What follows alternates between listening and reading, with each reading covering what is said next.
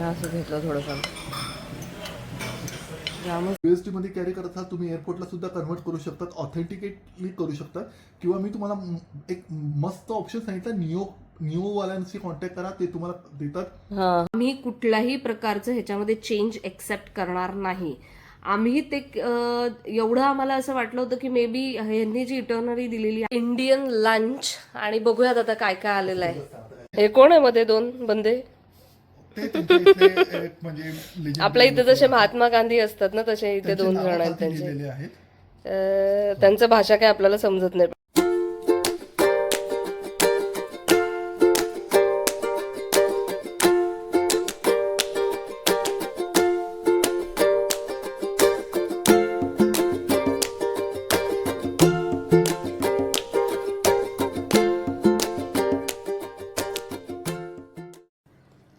Hello everyone आणि welcome back to Priyam blogs. आणि आज आहे 19 नोव्हेंबर, 19 नोव्हेंबर. आणि आज आमच्या प्लॅनमध्ये ॲक्च्युली होतं वॉटर स्पोर्ट्स, पण रात्री त्यांनी आम्हाला कॉल केला आणि सांगितलं की आज वॉटर स्पोर्ट्सचा प्लॅन थोडा कॅन्सल आहे, कारण बालीचा जो आहे आज खूप मोठा फेस्टिवल आहे आणि त्या समुद्रावरती बीचवरती तिथे खूप गर्दी राहणार आहे. त्याच्यामुळे आज वॉटर स्पोर्ट्स करून काही फायदा नाही. तिथे तुम्हाला वॉटर स्पोर्ट्स करायलाही भेटणार नाही आणि रस्त्यानेही खूप ट्रॅफिक लागेल. त्याच्यामुळे आज तुम्ही ते स्किप करा आणि उद्या आपण वॉटर स्पोर्ट्स करूया. आणि उबुटू टेम्पल, उबुटू हॉटेलला आपण उद्या जाऊया. खरं तर आज आमचं ते वॉटर स्पोर्ट्स होतं आणि उद्या आमचं ह्या हॉटेलमधून त्या हॉटेलमध्ये शिफ्टिंग होतं. पण आता ते दोघंही गोष्टी एकत्र उद्या येणार आहेत. त्याच्यामुळे आज आम्हाला रेस्ट आहे हॉटेलमध्ये. आजचा दिवस असंच जाणार आहे. बॅग्स वगैरे पॅकिंग किंवा बाकीचं काही स्टफ असेल तर ते करण्यात आम्ही दिवस घालवूया. आता वाजलेले आहेत तिथे सकाळचे 9:15 आणि आम्ही आता निघतोय ब्रेकफास्टला सकाळी. तर आता आम्ही ब्रश वगैरे करून झालेला आहे आणि लगेचच आम्ही ब्रेकफास्टला जाऊया. काही व्हिडिओज आहे मी काल माझ्या चॅनलवरती आहे ना इंटरनॅशनल एअरपोर्टचा एक ब्लॉग अपलोड केलेला आहे. त्यानंतरचे जे ब्लॉग्स आहेत ते मला अपलोड करायचे आहेत आणि लवकरच मी ते अपलोड करणार आहे. कारण काय होतं की ते जेव्हा ट्रिपला येतो ना आपण, आपल्याला खूप धावपळ होते, आपल्याला वेळच मिळत नाही, खूप काही कॅप्चर करायचं असतं, डोक्यात असतं, पण ते वर्कआउट होत नाही. त्याच्यामुळे तसं थोडंसं इकडे तिकडे होईल. तर मी ब्लॉगच्या शेवटी काय ते एक्सप्लेन करेन. उद्याचा जो पार्ट 2 आहे तोही मी आज अपलोड करून टाकेल. आज माझ्याकडे भरपूरसा स्पेअर टाईम आहे, तर मी आज दुसरा जो पार्ट आहे तो अपलोड करून टाकेल माझ्या चॅनलवरती. नक्की बघा. तोपर्यंत मी आता जाते ब्रेकफास्टला रेडी झाल्यानंतर. अरे खाली आम्ही आता निघालेलो आहोत ब्रेकफास्ट करायला. दाखवते मी तुम्हाला काय काय ब्रेकफास्ट आहे तो, म्हणजे अगदी तुमच्या तोंडाला पाणी सुटेल असा ब्रेकफास्ट आहे इकडे.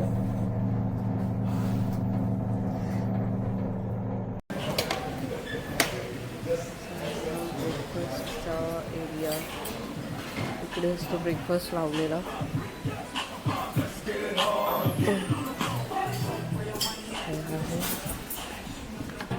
स्टीम राईस, काय संबल, गोरेंग, कंटाक, हे असं सगळं कच्चा भाजीपाला आहे. टाकली बेक्ड बीन, तेलू पलाडू, एक हे वाटतं ते काहीतरी. हा काय काय म्हणते, सोसीस बेकन. इकडे आहे अमेरिकन ब्रेकफास्ट काहीतरी. हे असं राईस संपलेला आहे, पापड आहे. हे काय काय म्हणते, ब्रेड बटर पुडिंग. ब्रेड आहे इकडे आणि इकडे सगळं डेझर्ट आहे. केक आहे, पुडिंग सगळं आहे. त्याला तुम्हाला चोको क्रंच हवा आहे, चोको क्रंच पण हे ज्यूसेस, फ्रूट्स सगळं अवेलेबल आहे. अवेलेबल. आम्ही आहे ना, मी तरी ह्याच्यापैकी एवढंच घेतलं आहे खायला.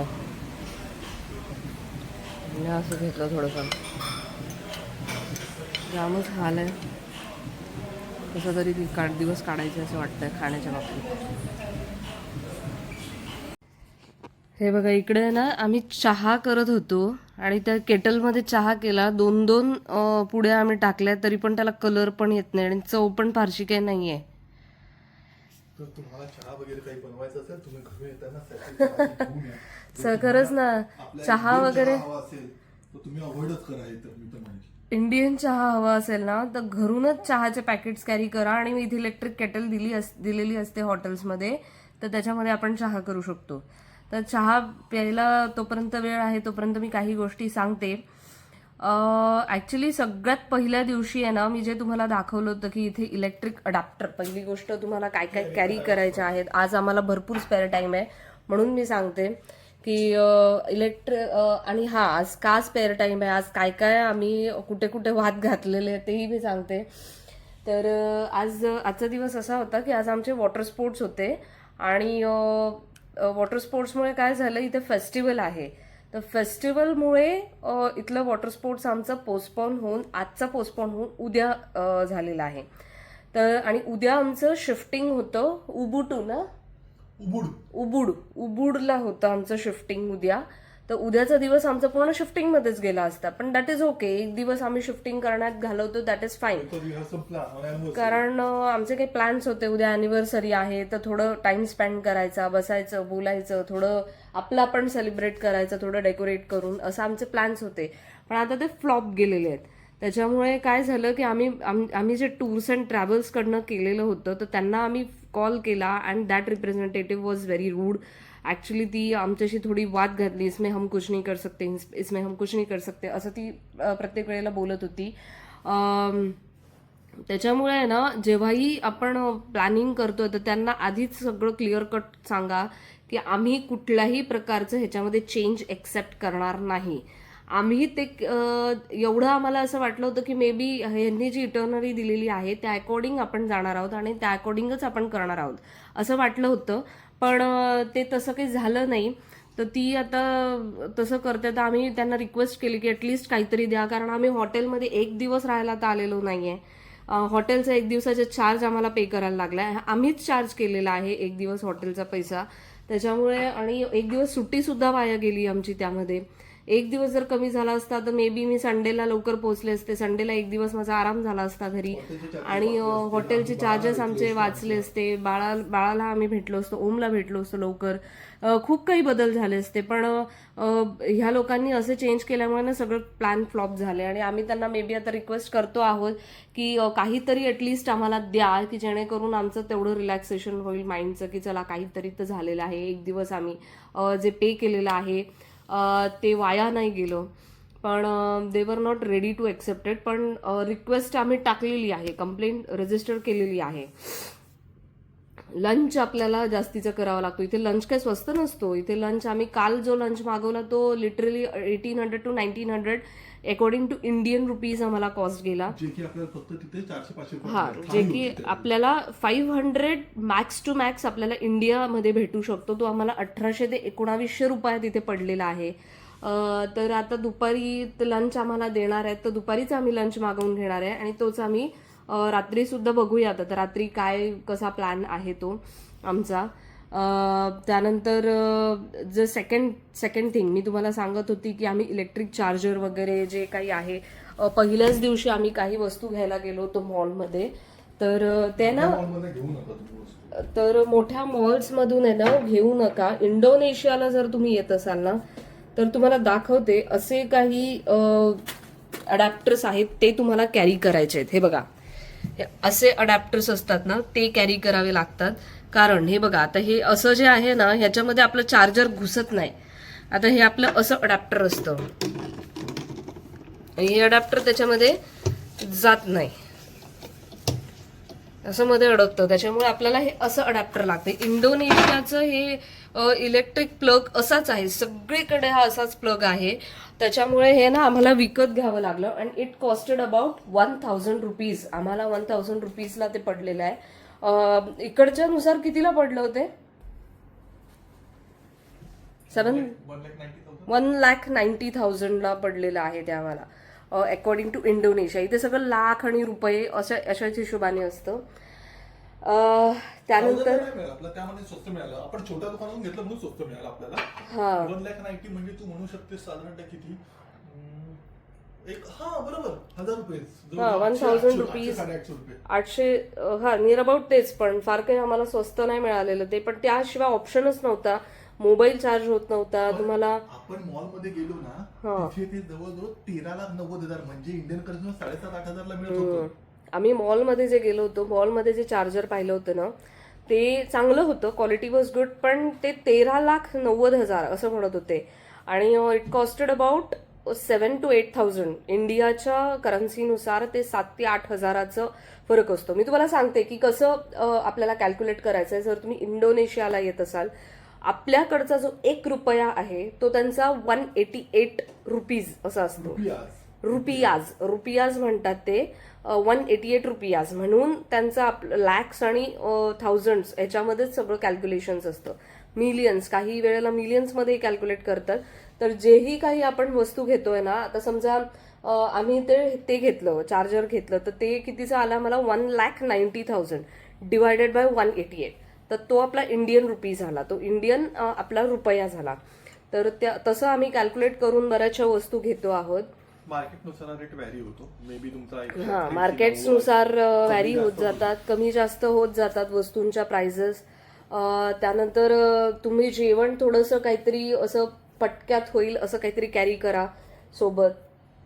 ठीक आहे, एवढंच होतं सांगायचं. तुम्हाला रेकमेंडेड करू निओचं फॉरेक्स डेबिट कार्ड किंवा क्रेडिट. हा डेबिट कार्ड क्रेडिट कार्डचं आहे. निओचं घ्या तुम्ही. हा तर फॉरेक्स चार्जेस लागत नाहीत. तर पहिले इकडे या ना.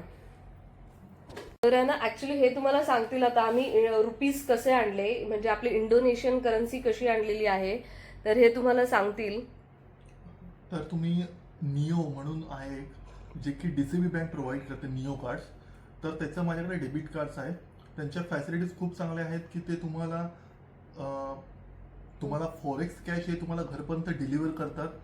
त्याचे जे चार्जेस एकदम खूपच नॉमिनल चार्जेस घेतात तुम्ही कुठेही मार्केटमध्ये कम्पेअर केलं तरी.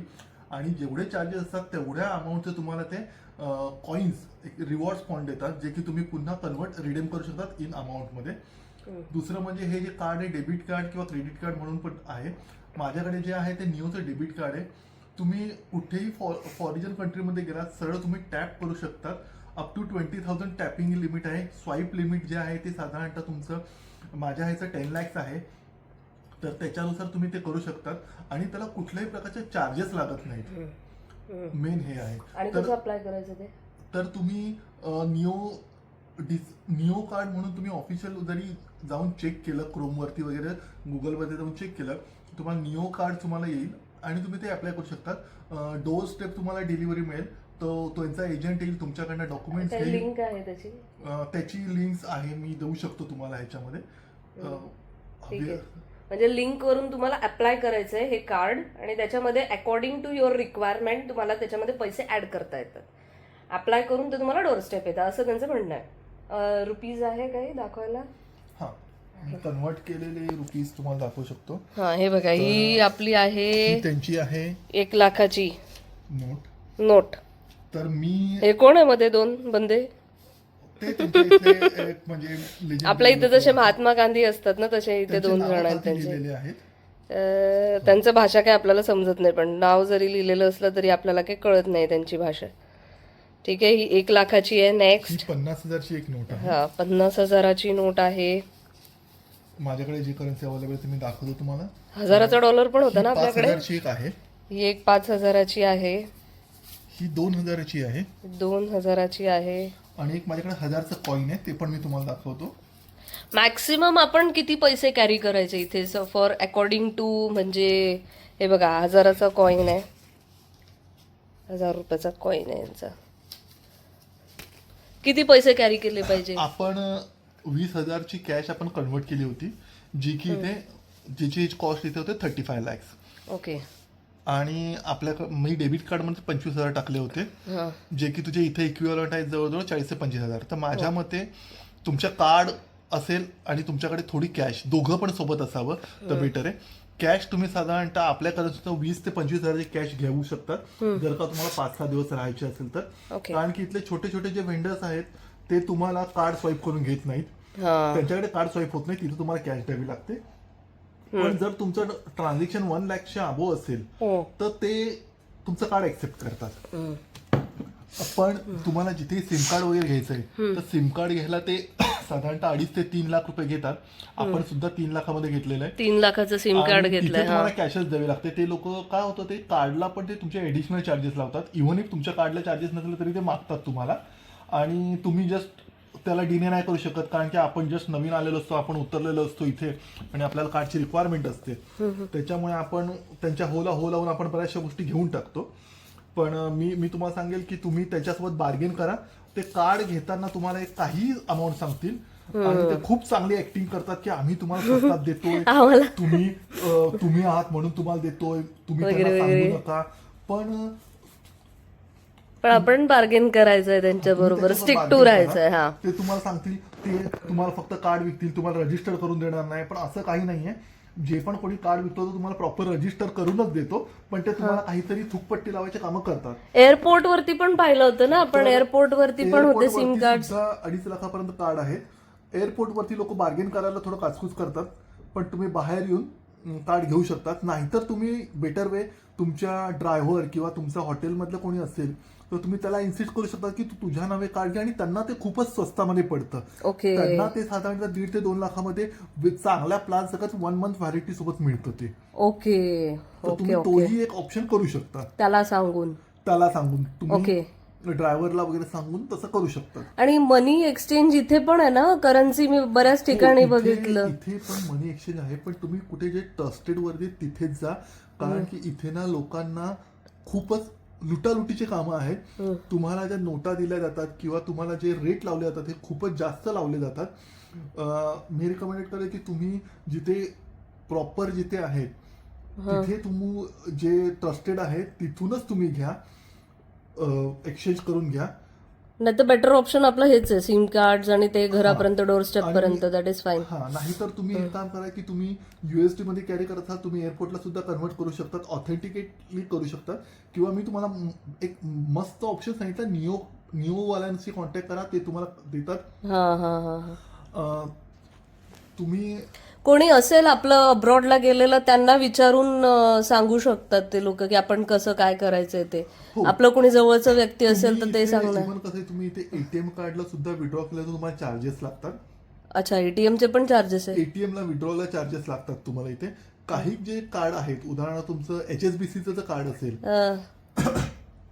अजून एक सांगायचंय निओ कार्ड्स वरती जे डेबिट कार्ड आहे तिथे तुम्ही एक लोकेटर फाईन एटीएम लोकेटर म्हणून त्याच्यामध्ये एक ऍप मोबाईलमध्ये निओ ऍप आहे त्याच्यामध्ये तुम्ही एटीएम लोकेटर जेव्हा तुम्ही फाइंड आउट करतात तेव्हा तुम्हाला तो दाखवतो एटीएम नियर बाय एटीएम कुठले आहे आणि कुठले फ्री आहेत हा एक प्लस पॉइंट आहे तुम्हाला कुठले फ्री आहेत तो दाखवतो कुठले चार्जेबल आहेत ते दाखवतो.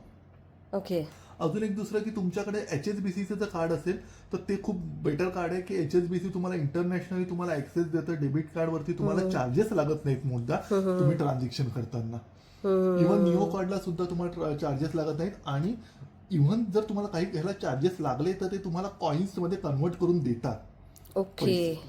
सो तुम्ही ते सुद्धा तुमच्याकडे ऑप्शन आहे पण मी म्हणेल कार्ड अप्लाय घ्या कार्ड सोबत ठेवा आणि थोडी कॅश सुद्धा असावी कारण की आपण बाहेरच्या देशात आहोत आपल्याला कधीही पैशाची गरज पडू शकते तर लोकलाईट जे टॅक्सी ड्रायव्हर वगैरे आहेत किंवा कोणी व्हेंडर्स आहेत तर त्यांना कॅश दिलेली कधीही बेटर. चांगलं आहे हे एक होतं महत्वाचं ओपिनियन ऑप्शन होता हा एक म्हणजे महत्वाचा टॉपिक होता की आपण करन्सी कशी एक्सचेंज करायची आहे आणि पैसे इथे कसे आपण शेअर करायचे म्हणजे कसे खर्च करायचे आहेत बेसिकली. ठीक आहे. आणखी मला एक डोक्यात काहीतरी आलं होतं बार्गेनिंग स्किल इथं चांगलं असलं पाहिजे पण तुम्ही एखादी गोष्ट विकत घेतायत उदाहरणार्थ काल माझ्या वाईफने एक तिला एक झोला टाईप एक पर्स वगैरे टाईप घ्यायची होती तर तिथे गेल्यावरती ती लेडी तिला म्हटली की 2 लाख रुपीज मग माझी वाईफ म्हटली की नाही आम्हाला 3 बॅग्स हव्या आहेत मग ती डिरेक्टली 2 lakhs म्हणजे 2 lakhs मल्टिप्लाय बाय 3 6 lakhs पण ती म्हटली 3 लाखात घ्या आम्ही तुम्हाला 4 lakhs मध्ये देऊ पहिल्यांदा म्हटली पहिल्यांदा म्हटली 4 lakhs आम्ही त्यांना नंतर म्हटलं निगोशिएट करा. ती म्हटली मग 3,95,000 द्या. नंतर म्हणते 3.5, नंतर शेवटून म्हणते 3 लाखामध्ये द्या. असं आहे. तर तुम्ही त्यांच्यासोबत निगोशिएट करू शकता. आणि मी तिला मागत होते 1,50,000 3. शेवटी तिने काही दिले नाही, पण आम्ही दुसरीकडे पण तिने 2 लाख ते 2.5 लाखापर्यंत दिले असते. बिटवीन मध्ये तिने नक्कीच त्या दिल्या असत्या. आणि त्या हँडक्राफ्टेड होत्या, हँडमेड होत्या त्या. म्हणजे त्याचं कामही चांगलं होतं. त्याच्यानंतर आमचा ड्रायव्हरने आम्हाला एक लोकलाईट मार्केटला घेऊन गेला आणि तिथे माझ्या वाईफला खूप चांगली डील मिळाली. तिथे तिला काही पर्स ज्या आहेत त्या 30K ला मिळाल्या. आणि त्याच्यामध्ये 30K म्हणजे आपल्या इंडियन करन्सीनुसार किती येतात? 30,000 डिवायडेड बाय 188. तर त्या समजा काहीतरी जे काही कॉस्टिंग असेल त्याला, तर ती खूप डील चांगली मिळाली. स्वस्त मिळाला. त्याच्यामध्ये तिला छोट्या छोट्या अजून 4 पर्स, म्हणजे इन्क्लुडिंग ती पकडली तर 5 पर्स अशा होत्या. आणि ती तिला खूप चांगली डील मिळाली. आणि मग ते लगेच घेऊन टाकलं. आम्ही काही चॉकलेट्स पण कॅरी केलेले आहेत बाळूसाठी, ओमसाठी वगैरे असे चॉकलेट्स घेतलेले आहेत. काही यांना ऑफिसमध्ये देण्यासाठी काही हवे आहेत. पण चॉकलेट्सच आमचं सर्वात जास्त कॉस्ट पडली ना आपल्याला. चॉकलेट्सला चॉकलेट्स घेताना तुम्ही त्यांना तिथे विचारा. बरेचशा जे चॉकलेट्स आहेत त्याच्यामध्ये एग असतं. सो आता आमच्याकडे कसं की कोणी म्हणजे नाही खात, तर नॉनव्हेज नाही खात, त्या हिशोबाने मग कसं व्हेज चॉकलेट किंवा आम्हाला कोणाला द्यायचे आहेत तर व्हेजिटेरियन कधीही भेटत, कारण की आमच्या घरी चालतच नाही. पण तुमच्या ऑफिसमध्ये जिथे बरेचसे तुमचं फ्रेंड सर्कल आहे जे नॉनव्हेज वगैरे खातात, तुम्ही व्हेजिटेरियन पण सुद्धा चॉकलेट घेऊ शकता. पण तुम्ही त्यांना विचारा, कारण की त्यांचे चॉकलेट विचारावं लागतं त्यांना. आहेत. विचारावं लागतं त्यांना की व्हेजिटेरियन चॉकलेट्स कोणत्या आहेत त्या. आणि त्यांना ना मोस्टली लोकांना भाषा कळत नाही इथले. आपल्याला बरेचदा ना हातवारे करून सांगायला लागतं. इंग्लिश पण यांना धड येत नाही या लोकांना. तर ते असं हातवारे करून काही वेळेला त्यांना सांगावं लागतं. आणि एक पॉइंट मला खूप आवडला, इथले लोक आहेत ना, इंडोनेशियन जे लोकल लोक आहे ते अजिबात चिडत नाही. काल जसं आता हिंदी सांगितलं, आम्ही बार्गेनिंग स्किल्स केल्या तिथे झोल्याच्या ठिकाणी. तर तिथे ना मी खरं तर निम्मेपेक्षा खूप कमी आणलं होतं तिला, पण तरी देखील ती माझ्यावर चिडली नाही की अरे येतो ऐसा है येतो ऐसा. आता ती तिच्या भाषेमध्ये काय बोलली असेल ते मला माहित नाही, पण चिडली नाही. ती एक क्यूट स्माइल देऊन निघून गेली तिथून. ती म्हटली नाही हो, म्हणजे नो नो नो लाईक दिस म्हणून तिथून निघून गेली. चिडत नाही इथले लोक. आपले इंडियन लोक आहे ना, आपल्या इंडियन लोकांना लगेच खूप जास्त राग येतो. आपण त्यांना बार्गेनिंग खूप कमी केलं वगैरे. कोणी इंडियन असतं तर तुम्हाला म्हटलं असतं की अरे तुम्ही फुकटातच घ्या ना, कशाला तेवढं तरी कशाला देताय. तर त्या लोकांचा जो कामनेस आहे, पोलाइटनेस आहे, हा खूप चांगली गोष्ट आहे. कारण की कस्टमर टिकवून ठेवणं, ते तुम्हाला म्हणतात नाही देऊ शकत वगैरे. आपल्याकडे लोकांचं तसं नाही. आपल्याकडे लोक लगेच रिॲक्ट होतात. तर आपल्या लोकांच्या फेस एक्सप्रेशन वरून दिसून येतं, पण ते लोक तसे नाही करत. आणि त्या दिवशी आपण ते लंपुयांग टेम्पलला पण बघितलं. ते फोटो काढताना एवढ्या लोकांचा फोटो काढत होते, पण ते खूप शांतपणे सगळे रिॲक्ट करत होते. असं काही नाही की एकदम चिडत होते, काही नाही. अगदी व्यवस्थित शांतपणे सगळ्यांशी बोलून, स्माइल देऊन, क्यूट असं सगळं व्यवस्थित करत होते. आणि ते तुम्हाला तिथे जे फोटो वगैरे जे काही लोक काढतात लिंपुयांग टेम्पलला, तर तिथे तुम्हाला ते पैसेही मागत नाही. तुम्ही जर स्वत इच्छेने, म्हणजे तुम्हाला आवडलं, तुम्ही तुमच्या आवडीनुसार देऊ शकता. ते आहे.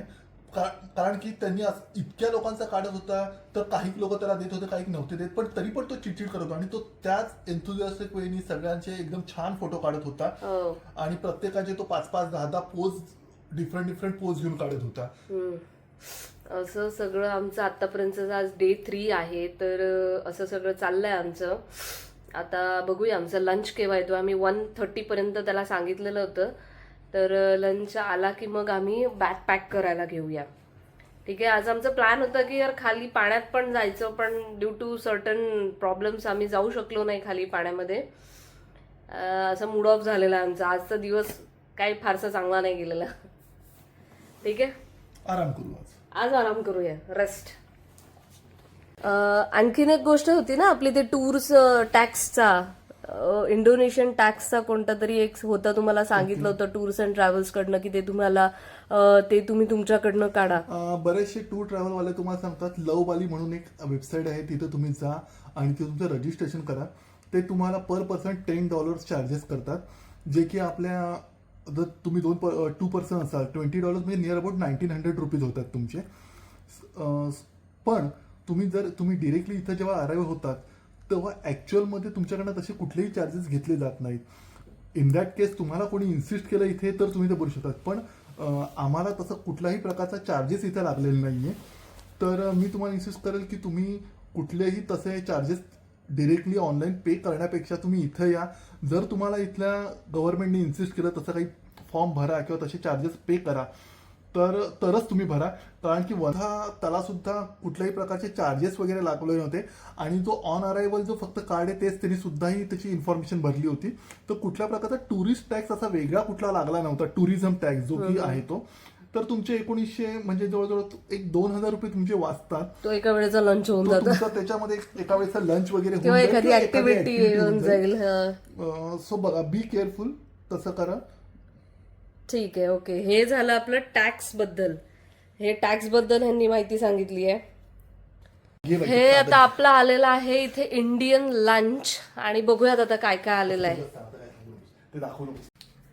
Hello everyone. आणि आता आम्ही रेडी झालेलो आहोत बाहेर जाण्यासाठी. दुपारची झोप, रेस्ट वगैरे सगळं झालेलं आहे आणि आता आम्ही बाहेर जातो. जरा थोडं पेस्ट्री वगैरे काय, बिकॉज इट्स अॅनिव्हर्सरी टुमॉरो, तर काहीतरी तर झालं पाहिजे ना. तर त्याच्यासाठी आम्ही आता उद्या बघतो की उद्यासाठी आमच्याकडे काय, उद्यासाठी म्हणजे आज रात्रीसाठी बेसिकली तर काय आहे. तर इथे पेस्ट्री वगैरे काही भेटत असेल तर ते बघतो, बिकॉज केक वगैरे भेटणं इथे तर जरा मुश्किल आहे असं वाटतंय. बघतो, आम्ही बाहेर जाऊन फिरतो जरा आणि फोटो सेशन्स पण काढतो. तर आम्ही दोघंही असे रेडी झालेलो आहोत आणि मी एकदम अशी हवाई स्टाईलमध्ये अशी एकदम मला आवडतात असे क्लिप्स आहेत ना. Basically I like this kind of a clips. पण ते कसं असतं की रोजच्या रोज आपण नाही लावू शकत असं. असं काही तयारी केली तर मगच लावू शकतो. त्याच्यामुळे मला आय लाईक दिस हवाई स्टाईल. नेहमी सुद्धा मला करायला लावली तर मला आवडते. तर आता आम्ही निघतोय, तयार झालेलो आहोत आणि आता इथे वाजलेत संध्याकाळचे किती वाजले? 8 वाजले. रात्रीचे 7:15 वाजलेले आहेत संध्याकाळचे आणि आम्ही आता निघतो. काही फोटो सेशन्स असतील तर फोटो सेशन्स करतो आणि मग परत येतो, कारण बॅग सुद्धा पॅक करायची आहे उद्यासाठी. आता तो लास्ट टास्क राहिला आमचा. ठीक आहे, so let's go without wasting our time. तर ॲक्च्युली ना आम्ही इथे बसलेलो होतो छान थोडा वेळ. मॉलमधून आलो आम्ही फिरून आणि इथे बसलेलो होतो थोडं. इथे फोटो सेशन्स वगैरे करूया. हे बघा असं पाण्याचं बीच वगैरे आहे छान. असा केक आहे बघा, 162 ला. हां चालतं. करून हे काय असं बीच आहे आपलं. हे काय म्हणतात, स्विमिंग पूल आहे आणि इथे आम्ही असं बसलोय छान. ॲक्च्युली थोडं विचार होता की पाण्यात जायचं, पण जाऊ नाही शकत.